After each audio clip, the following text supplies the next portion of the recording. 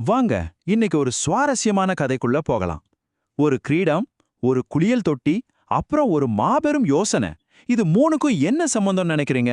இது வரலாற்றோட மிக முக்கியமான அறிவியல் கண்டுபிடிப்புகள்ல உன்னோட கதை.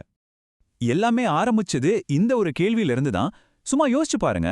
உங்ககிட்ட ரொம்பவே விலை மதிப்பான ஒரு பொருள் இருக்கு. அது உண்மையானதா இல்லையான்னு நீங்க கண்டுபிடிக்கணும். ஆனா கண்டிஷன் என்னன்னா, அது மேல ஒரு சின்ன கீறல் கூட விழக்கூடாது. என்ன பண்ணுவீங்க? நம்ம கதை ஒரு மன்னர்கிட்ட இருந்து தான் தொடங்குது. அவருக்கு மனசுல ஒரு பெரிய சந்தேகம் வந்துருச்சு. அந்த மன்னருக்கு ஒரு புது கிரீடம் வருது. பார்க்கறதுக்கு பளபளன்னு தங்கம் மாதிரி தான் இருக்கு. ஆனா அவர் மனசுக்குள்ள ஒரு உறுத்தல். நாம கொடுத்த தங்கத்துல அந்த பொற்கொள்ளர் கொஞ்சம் ஆட்டைய போட்டுட்டு அதுக்கு பதிலா வேற எதையாவது கலந்துட்டானோ? கிரீடத்தை உடைக்காம இதை எப்படி கண்டுபிடிக்கிறது? இந்த சிக்கலான புதிரை விடுவிக்கிற பொறுப்பு ஒரு பெரிய சிந்தனையாளர்கிட்ட போகுது. ஆனா அது ஒரு முடியாத காரியம் மாதிரி தான் தெரிஞ்சது. மன்னர் உடனே அந்த காலத்தோட மிகப்பெரிய அறிவாளியான ஆர்க்கிமிடிஸ கூப்பிடுறாரு. அவர்கிட்ட இருந்த சவால் இதுதான். கிரீடம் சுத்தமான தங்கமா இல்ல கலப்படமான சொல்லணும். ஆனா ஒரே ஒரு கண்டிஷன், கிரீடத்தை உருக்கவோ உடைக்கவோ எந்த விதத்திலையும் சேதப்படுத்தவோ கூடாது. பாவம், ஆர்க்கிமிடிஸ் ராத்திரி பகலா யோசிச்சு யோசிச்சு பாக்குறாரு. ஒரு வழியும் தெரியல. மன்னரோட அந்த கட்டளை அவரை ரொம்பவே குழப்பிடுச்சு. நாளாக நாளாக டென்ஷன் ஏறிட்டே போச்சு. இனிமே இதுக்கு ஒரு தீர்வே கிடையாதுன்னு நினைச்ச நேரத்துல ரொம்ப சாதாரணமான ஒரு இடத்துல இருந்து ஒரு பயங்கரமான ஐடியா பிறந்துச்சு. பல நாள் குழப்பத்துக்கு அப்புறம் மண்டை காஞ்சு போய் சரி கொஞ்ச நேரம் ரிலாக்ஸ் பண்ணலான்னு ஒரு குளியல் தொட்டிக்குள்ள இறங்குறாரு ஆர்க்கிமிடிஸ். ஆனா அந்த ஒரு சாதாரண தருணம் தான் வரலாற்றையே மாத்தப் போகுதுன்னு அவருக்கு அப்போ தெரியாது. தொட்டி ஃபுல்லா தண்ணி இருக்கு. அவர் உள்ள இறங்குனதும் கொஞ்சம் தண்ணி வெளியே சிந்துது.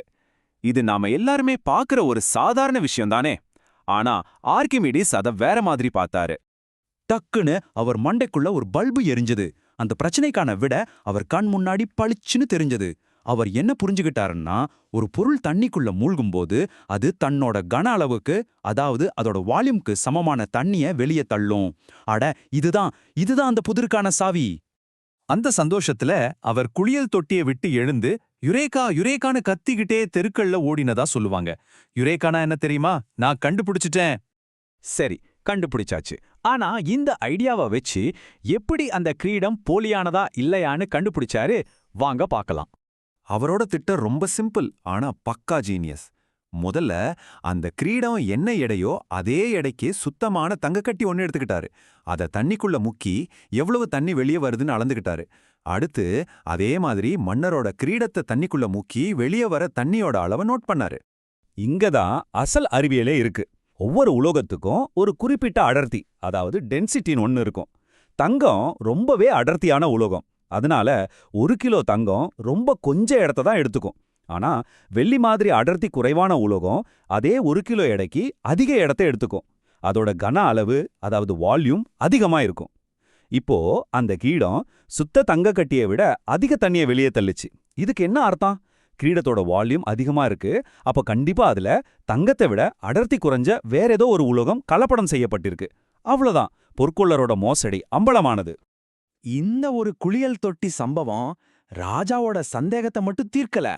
அது அறிவியலுக்கே ஒரு அழியாத பாரம்பரியத்தை விட்டுட்டு போச்சு. இதுக்கு பேர் தான் ஆர்க்கிமிடிஸ் தத்துவம். பெரிய பெரிய கப்பல் எல்லாம் எப்படி தண்ணில மிதக்குது, பலூன்கள் எப்படி காத்துல பறக்குது, இது எல்லாத்துக்கும் பின்னாடி இருக்கிற அடிப்படை அறிவியல் இதுதான். பாருங்க, ஒரு சாதாரண குளியல் தொட்டியில பிறந்த ஒரு ஐடியா இன்னைக்கு வரைக்கும் இயற்பியல்ல எவ்வளவு முக்கியமான ஒரு விதியா இருக்கு. அப்போ இந்த கதையிலிருந்து நாம என்ன தெரிஞ்சுக்கணும்? மிக முக்கியமான கண்டுபிடிப்புகள் எல்லாம் பெரிய ஆய்வகங்கள்ல இருந்து தான் வரணும்னு அவசியம் இல்ல. சில சமயம் அது ஒரு குளியல் தொட்டி மாதிரி சாதாரண இடங்கள்ல நம்ம அன்றாட கவனிப்புல இருந்து கூட பிறக்கலாம். அறிவியல்ங்கிறது உண்மையை வெளிக்கொண்டு வர்ற ஒரு சக்தி வாய்ந்த கருவி.